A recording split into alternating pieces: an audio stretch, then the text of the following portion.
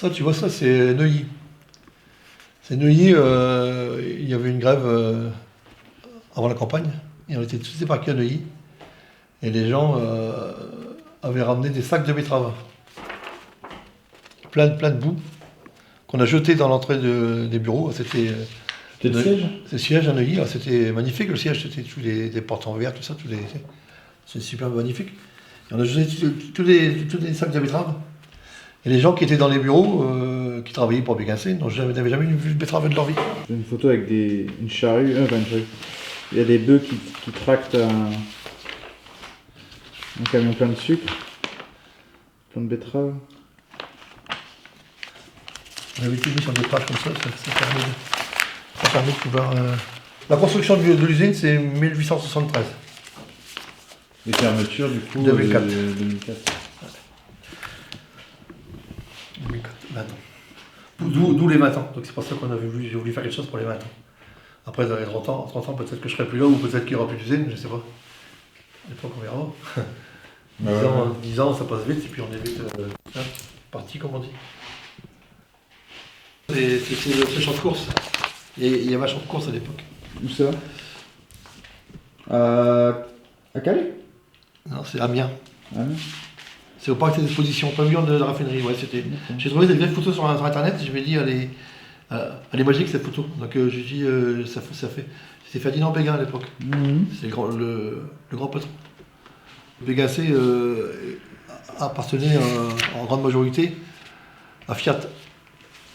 Donc le directeur de l'époque, qui était Agnelli, directeur de Fiat en Italie, a voulu récupérer ses billes pour se recentrer sur l'automobile. Donc de ce fait, il a vendu le groupe Béguincé. Donc, mais comme celui qui l'a racheté, il s'appelait Duval, c'était les sucreries. Il y avait 2 sucreries, le gars. Donc il n'était pas assez puissant pour tout racheter. Donc il a rétrocédé une partie aux sucreries des Hauts-de-France. Donc dont Veil et Pont-d'Herbe. Donc et ensuite ils ont fermé. Ils ont fermé Pont-d'Herbe et j'avais noté en 2008, ils ont fermé Abbeville. En 2004, Pont-d'Herbe fermé, 2008, Abbeville. Et après, ils ont été, pas rachetés, mais ils ont fusionné avec Tereos, les sécurités de Hauts-de-France. Donc maintenant, ils sont dans le groupe Tereos. Donc en gros, on nous vend, on nous ferme, et après on revient dans le giron du groupe, quoi. Donc c'est pas normal, quoi.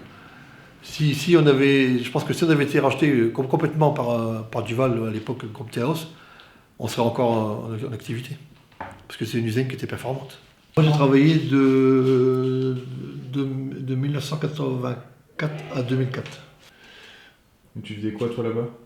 Alors moi j'étais mécanicien pendant l'intercampagne. Et j'ai fait plusieurs boulots en campagne. J'ai fait de la maintenance sur les machines-outils pour aiguiser les couteaux.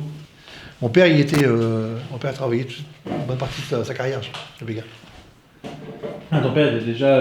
Ouais, il a travaillé chez Béguin et mon père il s'est fait tuer en allant travailler à un gars qui a brûlé le stop, au fameux pont cochon qu'on appelle quand tu pars sur Norquerque. Pas le pont troué, mais c'est l'avant. Il y a un gars qui a brûlé le stop et mon père s'est fait foutre en l'air avec sa mobilette. On a travaillé. René. Lui c'était contre-maître.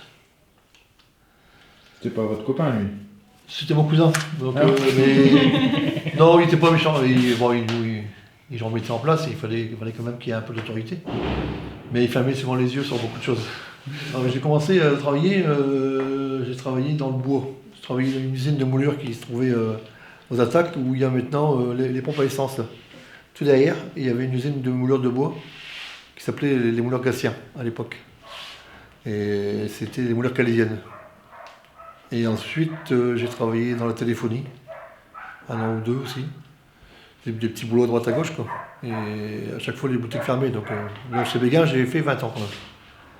Je pensais finir là, mais l'avenir m'a pas donné raison. Alors celui-là, de directeur, je ne l'ai pas connu, parce que si, je l'ai connu, mais c'est quand je faisais des campagnes sucrières. Parce qu'il a été nommé directeur à la suite du directeur de l'époque, M. Pion, qui est décédé en juillet. Et lui, donc, il était ingénieur en chef. Et il est passé, avec sa cravate, sa moustache. il est passé directeur. C'était M. Michel. Oh, les souvenirs, on en a.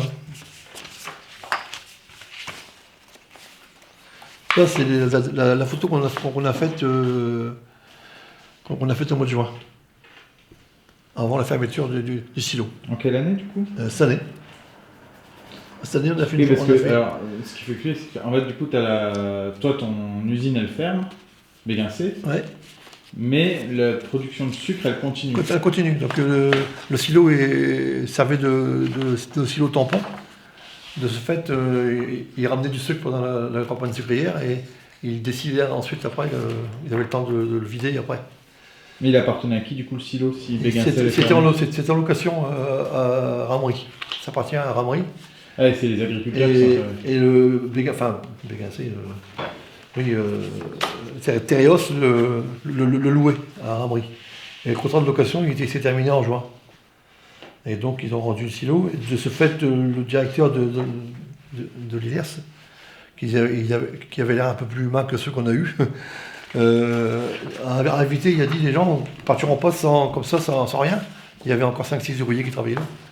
Donc, il a dit, on va inviter des anciens pour qu'ils viennent faire un petit tour. Et puis, il y aura un pot d'amitié, tout ça. Et ce qui s'est fait. Donc, c'est la dernière photo qui a été prise sur le site. Alors là, j'ai beaucoup d'anciens camarades. Beaucoup de camarades, quoi. Il y a qui, par exemple? Jean Delattre, c'est le père de Séverine Delattre. Oui, mais ça c'était mon ancien contremaître aussi. Il y a pas mal d'anciens. Ça c'est M. Zanel. Ça c'est M. Leca. Alors, M. Leca, c'est un cas, ce cas de le dire. Il est venu chez nous, au Cévadec, faire une formation, et c'est lui qui a rempli le document unique. Ensuite, il est parti travailler à Auchan. Et ensuite, il est parti comme directeur à la seconderie pour terminer la fin, quoi. Ouais. Il était directeur, alors que je l'ai eu, moi, sous mes ordres. Ensuite, il est passé de directeur à la seconderie. Donc ça, c'est encore un peu bizarre, quoi. Mais autrement, c'est des bons souvenirs. Bon, on a passé des bons moments, mais bon. Sauf que dans les grèves, on n'était pas des masses, quoi. Les gens qui faisaient grève, il n'y en avait pas des masses. Mais comme c'était... la campagne sucrière, et on appelait ça des postes clés. On avait, nous, des postes clés. C'est-à-dire, quand on faisait grève, on avait les mécaniciens avec nous, les électriciens.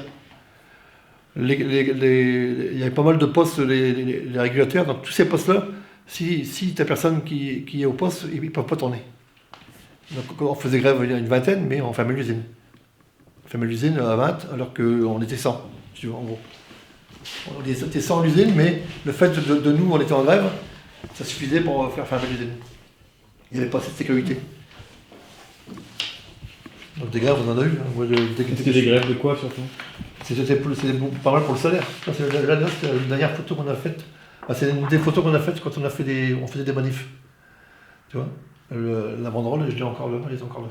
Allez, là, je vais la mettre, toi. Je l'ai récupéré, la banderole. C'est quoi, c'est écrit quoi en dessus, normalement? CGT... Sucrerie pour l'herbe. Ouais. Et ça, c'est tous des anciens. C'est quasiment ceux qui faisaient grève avec nous, quoi, tu vois. Donc avec ces gens-là, il y en avait assez pour faire arrêter l'usine. Vous étiez combien de salariés? On était 100. 100 Ouais. Et avec combien de gens t'arrivais à arrêter une usine? Une vingtaine. Une vingtaine des postes clés, c'est des postes clés. Les électriciens, les mécaniciens, les régleurs, ça c'était suffisant parce qu'il n'y avait pas... comment tu voulais faire tourner l'usine si tu avais une panne électrique ou si tu avais une panne de régulation ou si tu avais autre chose. Donc ils prenaient pas le risque la direction ne prenait pas le risque de continuer. Ils arrêtaient l'usine. Ça leur faisait des boules. Et on a été, nous, la seconderie, parce que c'est pas facile de faire greffe en campagne. Je vais t'expliquer pourquoi. Parce que tu démarres le process, et ensuite, quand tu arrêtes, tu as au moins 48 un bon 48 heures de process qui continue. Donc quand tu arrêtes la seconderie, il faut continuer de liquider et nettoyer en même temps, parce que tu vas se boucher. Donc on était la première usine à Pont-Nard à faire grève en campagne. Les autres ne l'avaient jamais fait. On avait plusieurs usines, on avait Chalon, on avait Connantre, on avait des grosses usines, on avait AV, mais ces usines-là n'avaient jamais fait grève en campagne. C'est nous qui avons instauré le premier la grève en campagne. Donc on était considéré comme l'usine rouge. On nous appelait l'usine rouge à l'époque. Et pourquoi, qu'est-ce qui faisait que tu faisais plutôt partie des 20 qui faisaient grève et pas des 80 qui... Ce qui fait, c'est très simple. Comme je te dis, mon père est décédé, il travaillait à Scroy, il était délégué du personnel, et il était aussi membre du Parti communiste, donc tu vois. c'est clair que moi je suis tombé dedans étant petit, donc je ne pouvais pas faire autrement. D'ailleurs, quand je suis rentré chez Béguin, dans les 3-4 premiers mois où j'avais signé mon contrat, on m'avait déjà avopé pour aller dans le bureau syndical. Ah oui, les racines, ils étaient là. Donc après... Et la direction a bien voulu te prendre alors que tu étais le fils de ouais, c'était compliqué parce que ils entraînaient des pieds. À l'époque, c'était M. Chenet qui était ingénieur, c'était lui qui m'a embauché. Mais ils entraînaient des pieds. Il y a eu d'autres embauches avant moi, quoi. Alors que j'étais déjà bien avant les autres. Mais bon, ils entraînaient un peu des pieds. Mais bon, j'étais embauché quand même.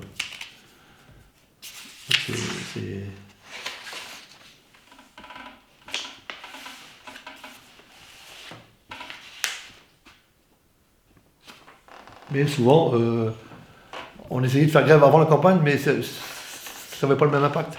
Parce que si tu fais grève avant qu'ils démarrent la campagne, ils ont le temps de démarrer. Ils ont le temps de mettre tout en route, et puis ils traînent, quoi. Ils disent, bah tiens, on va faire ci, on va faire là. Mais on ne va pas démarrer. C'est quoi la campagne quand tu dis ça? La campagne sucrière.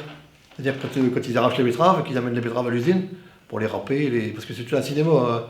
Tes betteraves, ils arrivent à l'usine sur une grande cour à betteraves, il y avait une grande roupelle qui les prenait, qui les amenait pour le lavage, ils étaient lavés, après ils étaient râpés. Ensuite ils passaient dans du sirop, ils passaient dans un jus d'eau chaude pour récupérer le sirop, et les cossettes au bout c'était pour nourrir les animaux. Et ensuite ils s'étaient réchauffés, ils s'étaient filtrés, et pour arriver au sucre au bout. Donc tant que la campagne n'était pas démarrée, on faisait rien, parce que si tu faisais grève avant que ça démarre, il démarrait pas. Il fallait mieux laisser démarrer une semaine, puis après, pouf, tu faisais ton préavis. Et des fois, ils lâchaient avant qu'on fasse grève. Parce que ça les faisait chier qu'on fasse grève en campagne. Ah oui, parce qu'il fallait tout arrêter. Tout le process. Alors on était mal vus, hein. Mais bon. On n'était pas là pour plaire à la direction. La boîte, tu dis, elle a fermé il y a 20 ans? Ouais. C'est quoi l'intérêt en 2024 de parler encore je pense que ça va disparaître, l'usine va disparaître, parce que là, le silo, ils l'ont rendu. Le silo, apparemment, il doit être suivi, le silo, donc je pense qu'ils vont le raser. Quand tu vois qu'à Ville, ils ont tout enlevé, tout rasé, ils ont fait des centres commerciaux. Il y a quand même le devoir de mémoire, quoi. Quand tes parents ont travaillé dans une usine comme ça, tu ne peux pas laisser partir sans avoir au moins un peu de mémoire pour ce qui s'est passé.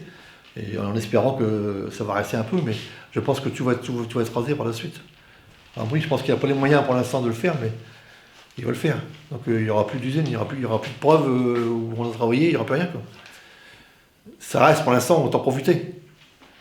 Même si ça a 20 ans d'existence et que... Ça faisait travailler combien d'agriculteurs à sucrerie Répondard? Alors là, ça je peux pas te le dire. Je sais pas, ça j'ai pas en fait, tous les gens autour qui gravitaient autour, ouais. Parce qu'ici, donc on produit de la betterave à fond. Oui, ouais, parce que si tu veux, quand tu as une sucrerie, tu as des quotas de betteraves. C'est-à-dire si tu dois produire, tu as le droit de produire tant d'hectares de betteraves. Il faut que tu la fermes. Les quotas, ils vont à la société qui a racheté. Donc après, les gens, ils ont été obligés de... Je sais pas comment ils ont fait, mais au début, peut-être que ça marchait bien, parce que peut-être qu'ils les aidaient au début. Mais ils ont dû porter leur betterave soit l'hiver, soit à thym. Alors je sais pas comment ça s'est passé pour eux, quoi. Mais ça, un peu de leur faute, parce que quand on a combattu contre la fermeture, parce qu'on a quand même combattu 6 mois, contre la fermeture, ils n'étaient pas là. Les agriculteurs, c'est pas venu. Bah non, ils n'étaient pas là. Donc après, ils n'ont plus rien parce qu'ils devaient aller conduire leur betterave là-bas, mais ça, c'est pas leur problème. Maintenant, ils vont où, les agriculteurs d'Arles? Je ne sais pas si sur Arles, il y en a encore beaucoup, tu sais, qui produisent de la betterave. Bah, ils vont à Lillers, ils peuvent le plus près, c'est Lillers. Donc ou à Thym. Ils tractent leur betterave? Oui. Je pense que c'est comme ça que ça se passe, ou c'est des camions qui ramassent, et ils sont obligés de payer le transport.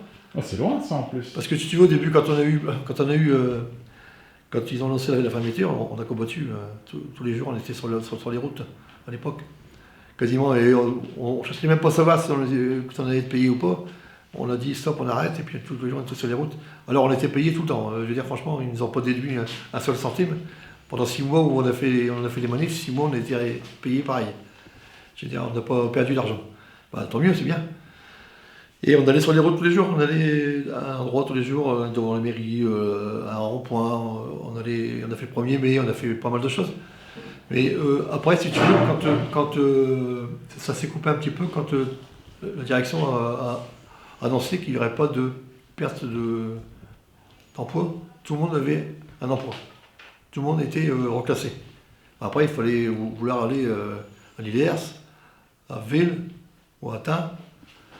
Donc les gens, tout le monde n'y est pas allé, mais si tu veux, on est resté une vingtaine, les 20 irréductibles, quoi. Une vingtaine d'irréductibles à pas vouloir lâcher, parce que dans les irréductibles, il y a des gens qui leur père avait travaillé là aussi, donc ça leur faisait mal au ventre de laisser partir l'usine, quoi.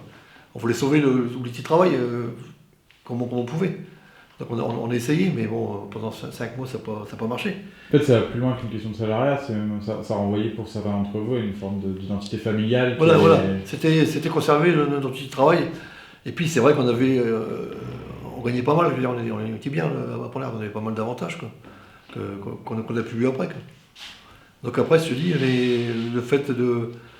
On a combattu, puis après, si tu vois, à la fin, quand ils ont dit, il y a tant de postes, par exemple, à l'IDERS, quand ils ont donné des postes, là, ça commençait à... Même chez nous, même dans le syndicat, ça commençait à... Les gens commençaient à dire, tiens, moi, parce que c'est vrai que je comprends, s'il y avait à l'époque, il y avait 5 ou 6 postes qui restaient à Pont-l'Arc. Je comprends que ceux qui habitent tout près, qui ont habité là pendant 40 ans, ils veulent rester à Pont-l'Arc. C'est humain, c'est le côté humain. Mais si tu veux, nous, en même temps, il y avait la lutte des élus à l'époque. Et l'élu allait souvent à Paris. Et un jour, on a dit, pour aider l'élu, on va aller avec eux. Et il y avait la presse à l'époque, même FR Pro, on est allé à Paris avec l'élu. Ce jour-là, tous nos camarades, certains camarades, pas tous, mais ils sont allés voir la direction pour savoir où ils allaient. Tu sais, ils ont lâché un peu le truc, quoi. Et après, on restait une vingtaine. Donc à la fin, ils nous ont dit, on vous donne le temps, puis vous arrêtez. Et comme il y a des gens qui voulaient créer leur entreprise ou acheter un commerce, donc on a dit stop, on arrête. Je veux dire, tu peux plus aller jusqu'au bout, tu peux plus. T'as fait ce que tu as pu, tu peux plus rien faire. Mais les gens qui sont partis, par exemple comme à l'IDERS, pendant un an ou deux ans, je crois, ils ont eu le véhicule payé, un véhicule pour 3 ou 4 personnes, mais après c'était fini. Donc après ils ont dû faire la route. Pendant des années, il y en a qui le font encore. Ils ont dû faire la route, par exemple, Calais et l'IDERS. Là, tu as des gens encore qui sont partis de... Non, ils sont en retraite. Il y en a encore, ça diminue, il n'y en a plus beaucoup. Quelques-uns quand même. Et moi j'étais muté à Tain quand j'étais... parce que si tu veux, quand il y a eu le plan social, ils nous ont dit vous allez visiter les usines. Donc on est allé visiter, moi je suis allé... À l'IDERS, je n'y ai pas été. Si, on est allé faire le bazar à l'IDERS quand on est allé. Mais moi je suis allé à Tain. À Tain, c'est près de Montreuil. Ouais. Et quand j'ai vu l'usine, c'était une usine miniature par rapport à nous, c'était plus petit, quoi. Alors j'ai dit au directeur, c'est une usine miniature. Déjà le directeur s'appelait Mazot, donc j'aurais eu du mal à travailler avec lui. Et puis après on me mettait au sucre, je faisais plus de maintenance, donc j'étais toujours au sucre. Et comme j'avais mon métier de maintenance, je voulais pas. Donc j'ai refusé. Et si tu veux, le problème c'est qu'on nous en a ça au mois de juin. Juillet, août, tu cogites, c'était les congés payés. Juillet, tu cogites, tu dis qu'est-ce que tu fais, je m'en vais pas. J'avais 46 ans, pour trouver un boulot, c'est pas toujours facile. Alors j'hésitais, savoir ce que j'allais faire. Et puis il y a un chef qui me dit, tu sais, maintenant c'est fini, les manifs terminés, il va falloir reprendre le boulot, tout ça. J'ai dit, prends rendez-vous, je m'en vais. C'est ce qui a fait le déclic. Prends rendez-vous, je m'en vais. Alors le directeur de l'époque, on l'avait un peu séquestré, c'est normal, un peu séquestré dans son bureau.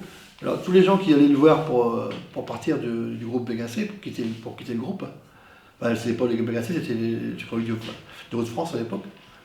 Tous les gens qui allaient le trouver, ils disaient faites attention, vous avez une famille, des enfants, surtout ne partez pas, réfléchissez, allez où on vous envoie, tout ça. Et moi, quand je suis arrivé dans le bureau, il m'a dit, vous signez là. Ça veut tout dire. Ça veut tout dire. Ouais, je reprends une phrase que tu as dit qui est marrante. Tu dis on l'avait séquestré, c'est normal. Ouais. Comment ça se fait que maintenant, on se fait plus ça? Non, bah, on était un peu hors la loi aussi, hein, mais bon. Ouais, quand je parle séquestré, on est entré dans son bureau, et puis on a pris toutes les places de son bureau, c'est assis à sa place, tout ça. Donc il allait, il venait, quoi. Mais tu n'as plus le droit de faire ça. T'as pas le droit de faire ça. Alors, on l'a fait parce que après, quand tu arrives au bout du bout, tu n'as plus rien à perdre. On est allé à l'ILERS, la première réunion. En fait, c'est pas une séquestration, c'est une occupation du bureau. Occupation du lot, ouais. Moi, j'ai pas ça séquestré, mais c'est pas séquestré. Et on est allé à l'ILERS en bus, on a affrété un bus. La première réunion de CCE qu'il y a eu, au moment où ils ont voulu discuter du plan social. Et l'ILERS, c'est un peu bizarre, c'est que quand tu rentres dans l'entrée de l'ILERS, dans l'entrée des bureaux, la direction était obligée de descendre par un escalier pour aller dans la salle de réunion, qui se trouve en dessous. Et quand ils ont passé dans l'escalier, ben, ils ont reçu de la farine, des œufs, tout ce que tu veux, ils étaient dans un état lamentable. On les a matraqués, enfin, farine, les œufs, des pétards, on avait arrangé le site dans un état. Il y a des photos de ça ou... Il faut que je retrouve les photos, je dois en avoir des photos. Et on avait vraiment, on avait fait des dégâts. Donc la réunion d'après, par contre, là, on n'a pas pu rentrer, ils avaient mis des vigiles, et ils avaient prévu le coup. Mais on avait fait un sacré dégât. Mais bon, c'était pas méchant, mais quand tu vois le directeur qui remonte avec le costume 3 pièces plein de farine, ouais. Ça fait plaisir. Puis les œufs, ça fait plaisir. Parce qu'au moins, on leur a fait payer un petit peu ce qu'ils nous ont fait. Parce que bon, il y a des gens qui l'ont mal vécu, la fermeture, je veux dire. Tu sais dire à peu près le chiffre d'affaires ou des choses comme ça qu'il y avait non, j'ai plus ces souvenirs-là, c'est vrai que ça date de 20 ans. Ouais. Il faudrait que je reparte dans les trucs, mais on était performants parce qu'on avait une cristallisation qui avait été refaite à neuf. On était la meilleure cristallisation, c'est nous qu'on l'avait. Donc l'atelier cristallisation, c'était quelque chose de... C'est quoi la cristallisation? Ben, c'est là où, si tu veux, quand le sirop arrive, c'est là où on fait les grains de sucre. Parce que quand tu as un sirop, tu n'as pas de grains de sucre. Un sirop, c'est comme de l'eau, c'est de l'eau sucrée, quoi. Mmh. Et tu es obligé de... c'est des termes. Ensemencer, si tu veux, tu mets du grain de sucre dans le sirop pour que celui-là, il cuit et il cristallise. Et l'atelier de cristallisation, c'était quelque chose de super. Nous, on avait quelque chose de super bien, quoi. Mais bon, ça fermait. Donc on n'a plus rien. Ils avaient vendu le groupe Béguincé. On avait récupéré environ 6 000 € de participation aux bénéfices. À la fin du conflit, comme on ne voulait pas arrêter, la direction nous a donné une support légal, on appelle ça. Au titre de l'égalité. De 10 000 € pour qu'on arrête. Donc tu cumules tout ça. Je me suis dit, je vais m'acheter une bonne voiture à l'époque. Donc à chaque fois, je la revendais pour dire de ne pas perdre de capital. C'est pour ça que j'ai. Et celle-là, elle va rester comme moi. C'est pour ça que j'ai cette voiture de ministre, comme tu dis. Voilà l'explication.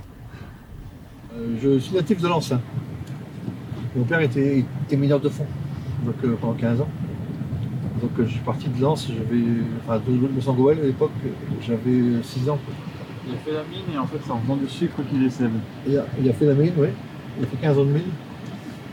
Et ensuite, il est revenu par ici, mais il n'y avait pas de travail. Alors, si tu veux, par ici, il gagnait à l'époque 23 francs à l'époque, et il gagnait 85 dans les mines. Quand tu vois, c'était gagné. Mais bon, la mine, c'était un métier dangereux. Et quand je suis revenu, j'avais 6 ans, donc tu vois, je suis revenu au lac d'Arde, dans la maison de mes grands-parents, que mon père avait racheté, qui est entièrement rénové. Et d'ailleurs, la maison existe encore. Et puis après, bon, quand je me suis marié, j'habitais à Ardres. Tu es né en quelle année? Je suis né en 58. Donc après j'habitais à Ardres pendant 7-8 ans. Après mon épouse a soigné son grand-père, donc on est parti habiter à Norquerque. Et puis depuis 1996, j'habite Calais. Mais Calais, on est bien. Enfin, on est bien. J'étais mieux avant parce que c'était pas la même municipalité, comme on dit. Mais bon, on s'y fait. Mais bon, si on va ensemble, on n'est pas mal accolés. Ils se plaignent, mais bon, ils les voir ailleurs. Je pose la question, c'est un peu une digression, mais du coup ça m'intéresse. C'est quoi la différence au quotidien quand tu as une municipalité de gauche plutôt que d'avoir une municipalité... Déjà le fait que quand les gars s'est enfermés, les seuls qui sont venus nous aider, c'était la municipalité de gauche de Calais. C'est les partis communistes à l'époque. C'est-à-dire si tu veux nous aider, si tu veux, quand on a essayé de sauver la boutique, il fallait qu'on essaie de taper haut. Donc il fallait qu'on puisse aller dans les ministères. Ouais. Donc à l'époque, GKNA avait mis sa voiture à disposition, son chauffeur. Et puis on avait des rendez-vous avec le ministre de l'époque. On avait eu des rendez-vous à Paris, donc ils nous avaient envoyé là-bas. Il avait essayé de trouver plusieurs solutions pour sauver la boutique, mais bon, les solutions c'était pas miraculeux. Il pensait qu'on pouvait faire du sucre et puis le revendre au pays tiers. Sauf que non, tu peux pas, tu as des quotas, tu peux pas faire ce que tu veux. Donc il avait essayé de sauver la boutique. C'était les seuls qui étaient venus nous aider. D'ailleurs dans tous les conflits, tu vois, souvent c'est les communistes qui viennent aider pour sauver la boutique. Mais bon. Pareil, en fait, tu as toujours été syndicaliste, puis après, toujours au PCF depuis tes gamins, quoi. Ouais. Et puis après, si tu veux, quand j'ai perdu mon emploi, comme j'étais marqué au rouge, comme on dit, délégué CGT, j'avais postulé à l'époque, c'était l'usine Umicore qui a fermé après. Et on était une quinzaine, on a fini une quinzaine, et puis après, si tu veux, il en restait 4. J'avais une grande chance parce qu'il fallait 20 ans de maintenance, et je les avais. Sauf que le téléphone arabe il a fonctionné, quoi. Donc ils ont appelé Béguin, puis ils ont dit que j'étais délégué CGT, c'était mort, quoi. Donc je n'ai pas été pris, heureusement, parce qu'un an après c'était fermé encore, donc, tu vois. J'aurais encore recommencé. Tu as eu encore une plus belle voiture. Voilà. Et donc à l'époque j'avais été voir Jacques Léna, qui était encore maire. J'avais dit tu me trouves du boulot, même que tu as fait les poubelles. C'est ce que j'ai fait d'ailleurs, parce qu'il c'est Vadec finalement. Il m'a mis au Cévadec, et pendant un an j'étais au tri. Alors, le tri c'est pas facile, je vous le dis tout de suite. Ouais. Mais bon, il faut résister. Et puis après j'ai fait de la maintenance. Donc, après, Et donc à l'époque, quand je suis parti en maintenance, c'est le directeur qui est venu me voir, il m'a dit vous allez aller en maintenance parce que monsieur Hénin le veut. Il allait te dire si ça avait été moi, quoi, tu serais resté sur le tri, à trier ta merde. Donc voilà. Donc, mais bon, c'est lui qui m'a retrouvé du boulot. Je suis un peu, comment on dit, reconnaissant. Mais pas pour tout, parce que quand j'ai repris, quand je suis arrivé au Cévadec, il n'y avait pas de syndicat. Donc moi j'avais dit je laisse un peu tomber, j'ai fait pendant plus de 25 ans, j'avais un peu le pied. Sauf que à l'époque Jacques Hénin il m'a appelé. Il m'a demandé de créer un syndicat parce qu'il voulait discuter avec des gens, quoi, enfin en face de lui. Faire avancer les choses. Autre que la direction. Donc j'ai recréé la CGT et je me suis dit je vais faire un an ou deux. Puis après la place aux autres, quoi. Sauf que j'ai fait mes 14 ans. J'ai fait mes 14 ans là. Et mes 14 ans qui me restaient à faire. Et c'est pas parce que c'était Jacques Hénin, la première année on a fait grève. On a débrayé. Il est venu nous voir après, on a discuté, mais c'est pas parce que c'était lui que j'y devais mon boulot que j'aurais lâché quelque chose, quoi. Il faut aussi savoir être ferme aussi. Maintenant c'est le bon temps. En fait, dans ce que tu racontes, c'est toujours un peu la même histoire, quoi, dans le Calais, avec les boîtes qui ferment. Ouais, moi je te dis, j'ai fait plusieurs boîtes qui ont fermé aussi, donc je sais ce que c'est que de perdre son emploi, j'ai perdu à plusieurs reprises. Hein. Bon, à l'époque, dans les années 75, 80, on se trouvait facilement du boulot, quoi. Mais bon... Là, tu vois comment, là, en ce moment, la période dans l'époque, le moment dans lequel on est local tout ferme et il y a des gros soucis quand même parce que je veux dire, il y a des gens, il y a des boutiques qui touchent des aides. Ils touchent des aides pour créer de l'emploi, pour continuer l'emploi. Et puis un an après ils ferment. Et moi je dis les aides qui ont touché, et il faut les rendre au bout d'un mois. Faut arrêter, quoi. Alors, ils se barrent dans un autre pays ou ils se barrent ailleurs. Je vois, ils se barrent, ils laissent tout là, sur place. Je vois maintenant sur Dunkerque les boutiques qui ferment. Et ben, ils sont obligés de nettoyer le site. Et ça, c'est bien. Quand ils repassent, tout doit être nickel. Et nous, on laisse tout faire, tous les friches industrielles qu'il y a. Tu vois Brampton, tout ça. C'est une friche industrielle, mais là, ça va rester là. Ils feront jamais rien là-dedans. Ça va pourrir comme ça. C'est pareil quand nous on a fermé. À côté, c'était l'usine Cuno, c'était des filtres. En même temps, ils ont fermé aussi. Mais dans le plus grand silence. C'était fermé quand ça? En même temps que nous. Ah ouais. Je sais même pas s'il y a un an après, même pas. C'était combien de salariés ça, Cuno? C'était une centaine aussi. Ah ouais. Mais pas de bruit. Les filtres à quoi? C'était tout ce qui était filtration. Bagnole. Des filtres OM, tout ça, des filtres. Tout ce qui est filtre. Climatisation. Ça fermait. Allez, même pas en quelques mois. Aucun combat, aucune bataille. Je sais pas. À l'époque, c'était la CFDT qui était là. Enfin, après, il y a des syndicats qui sont bons aussi, il n'y a pas que la CGT. Mais bon, je veux dire, quand tu vois ça, aucune lutte et puis ça ferme. Même pas d'article dans la presse. Après, que je travaillais, justement, j'ai te montré l'usine de moulure qui était derrière les pompes à essence. Là. Quand j'ai été licencié, je t'avais travaillé là 1 an et demi, ça a fermé. Donc le gars a déposé le bilan. Ils m'ont mis 1 mois de préavis. Et moi, je savais que j'avais le droit à 2 mois. Donc j'ai continué comme ça et puis j'ai foutu le prud'homme. J'ai fait pas de cadeaux, ils en font pas de cadeaux. Les patrons, faut pas en faire. J'ai gagné mon mois, ça a duré 1 an, mais j'ai gagné mon mois de salaire. Non, les gens se laissent trop faire. En fait, souvent le discours qui revient, c'est quand sur la lutte sociale, la plupart des gens ne veulent pas le faire parce que ça sert à rien. Ça sert à rien. Si déjà nous, tu vois, si on n'avait rien fait, on partait avec le strict minimum chez Vega. On a quand même eu plus d'une dizaine de mille d'euros de plus, quoi. Si ça vaut quand même le coup de le faire. Après, moi, le but, c'était pas de toucher du pognon, c'était de sauver la boutique, quoi. J'ai toujours été contre les inégalités sociales, j'ai toujours combattu. Partout où j'ai été. Après, des fois, on me dit, oui, tu défends tout le monde. Bah oui, je défends tout le monde. Je défends tout le monde. Moi, la directrice du Cévadec, une fois, m'a dit, monsieur Caté, vous défendez même les ivrognes. Bah, j'ai dit, oui, même les ivrognes. Je dis, quand t'es patron voyou, je défends tout le monde. Même un gars qui boit un coup, on peut le sauver. Mais il faut pas qu'il recommence, quoi. C'est plus grave d'être patron que de boire un coup. Ouais. Ouais, tu sais, elle était pas contente ce jour-là que j'ai dit ça. Tu vois, ça c'était toute la cour à betterave.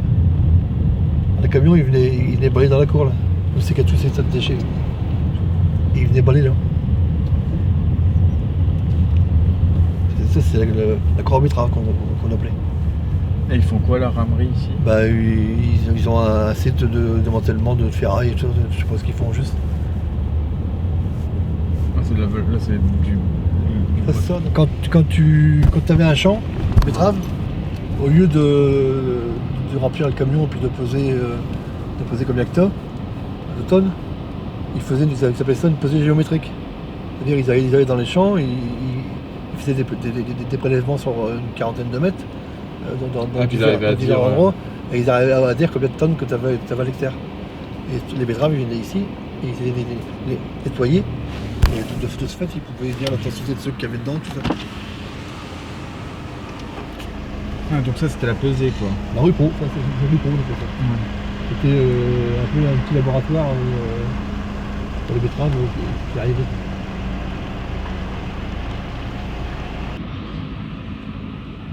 Ouais, c'est changé quand même. J'ai vu un petit moment que j'ai pas passé.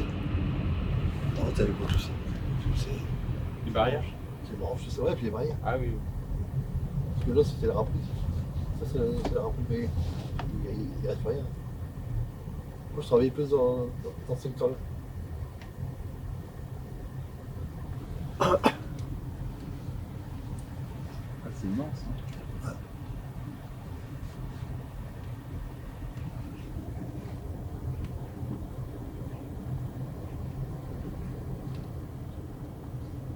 Je sais pas s'il y avait quoi, mais normalement, il y avait une porte là. On rentrait de nulle part là souvent. Alors, tu vois, il y a encore, mais Il y a encore la porte, mais elle est murée. Ah ouais.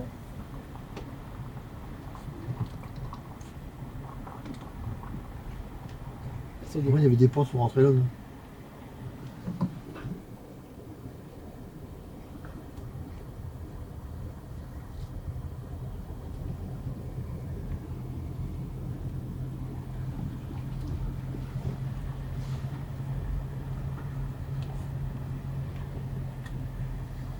Il y a encore une porte là-bas aussi. Ça, c'est les locaux syndicaux. Avec la tête là, qui s'est cassée là.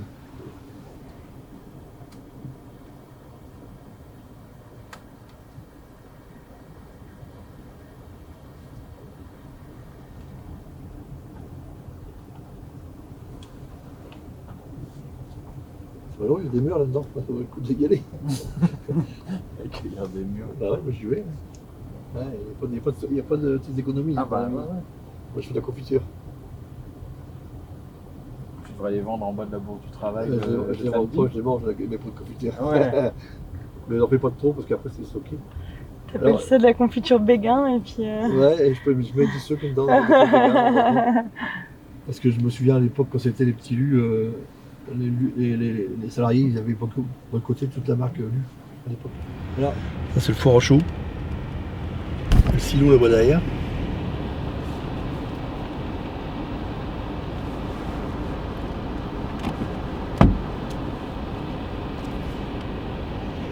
C'était le premier appareil qui a été démarré ça, pour la campagne de sucrière. Souvent ils démarraient ça le vendredi et le lundi on démarrait la campagne de sucrière. Parce qu'il fallait de la chaux. C'est dans le sucre on met de la chaux. Pour épurer. Ah, pour rendre blanche. Pour épurer, donc mais si tu avais vu comment le sucre était fait, tu n'aurais plus mangé. Donc maintenant j'en mange plus, je mange que du miel. Parce que les gens ils disent le sucrou c'est bon, mais le sucrou c'est ce que tu peux plus, si tu veux, quand tu as épuré, à la fin tu n'arrives plus à épurer, donc il te reste que du sucrou. Donc sucrou c'est la fin. Donc c'est des restes en gros.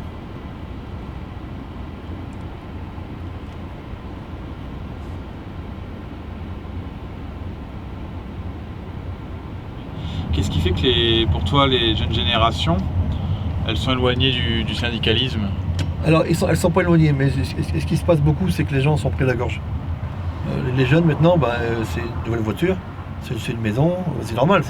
Moi j'ai toujours dit aux gens, achetez votre maison parce que quand vous arrivez en retraite, tu verras par la suite, quand tu arrives en retraite, tu n'as pas des gros salaires, donc si tu n'as pas ta maison à toi, eh ben, tu crèves de faim, quoi, je veux dire.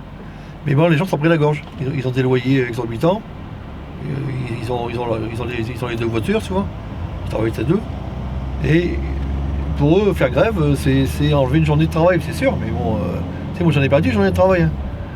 Je vois quand on a eu les grèves des retraites, il y a 4-5 ans quand je travaillais encore, j'ai 6 ans, 7 ans, quand je travaillais encore, j'avais fait 11 jours de grève. 11 jours ça se voit. Hein. Tu prends 11 jours à aller à 70 €. Bon après, nous c'est vrai qu'à l'époque, j'avais négocié, j'avais pas négocié le remboursement des jours de grève, ça je suis contre. On fait grève, on ne doit pas se rembourser. Mais j'avais négocié l'échelonnement, c'est-à-dire on nous enlevait une journée par mois. Mais bon, il faut quand même le faire. Et les gens, ils sont pris à la gorge. Non, je peux plus parce que je dois payer le loyer, je dois payer ceci, je dois payer cela, la maison. Donc ils sont pris à la gorge. Et c'est ce qui tient, c'est ce qui fait que les gens ne font plus grève. Parce que si les gens gagnaient bien leur vie, ils n'hésiteraient pas à pas d'une journée ou deux ou trois, gagner bien leur vie. Mais comme on est tellement mal payé en France et sous-payé, et ben les gens ils ne peuvent plus y arriver, ils ne peuvent plus faire grève. Je comprends, hein. Mais bon, moi c'est pas ça qui m'a empêché, même que si je faisais grève. Je suis arrivé chez Béguin, dans les premières années, j'ai fait grève 21 jours. 21 jours sans sous, il faut le faire.